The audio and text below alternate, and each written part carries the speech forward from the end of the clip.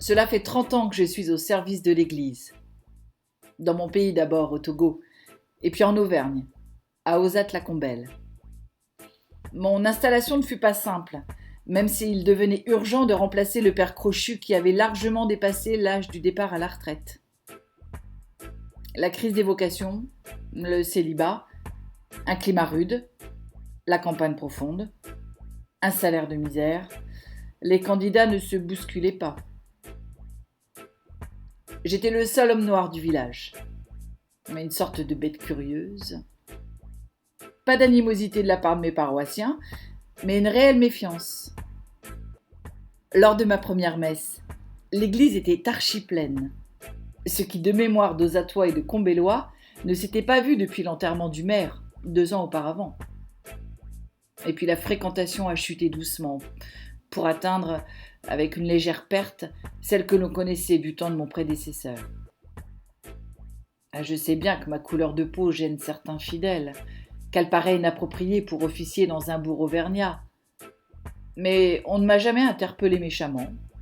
Je n'ai jamais entendu ni lu de propos racistes. Enfin, si.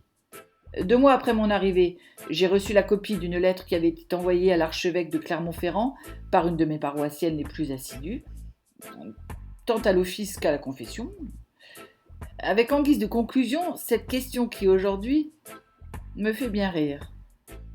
Mais qu'est-ce qu'on a fait au bon Dieu pour mériter un curé noir ?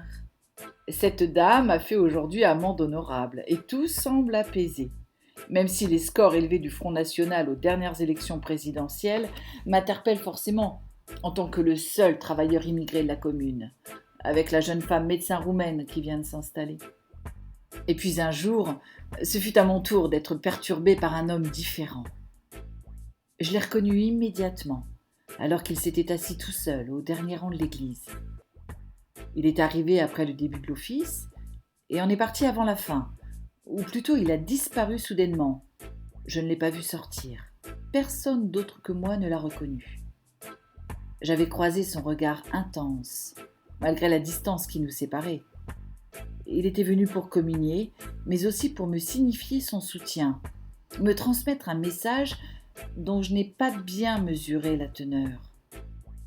J'aurais aimé lui parler, lui dire combien j'aime sa musique, combien nous avons été marqués par sa mort en Afrique, y compris dans les villages reculés. Lui dire que je possède encore un débardeur à son effigie, même si ce n'est pas facile à porter ici à Ozat-la-Combelle, surtout avec ma profession. J'aurais aimé lui demander pourquoi il était revenu là, parmi nous, pourquoi il m'avait choisi, comme témoin, comme messager, sans message.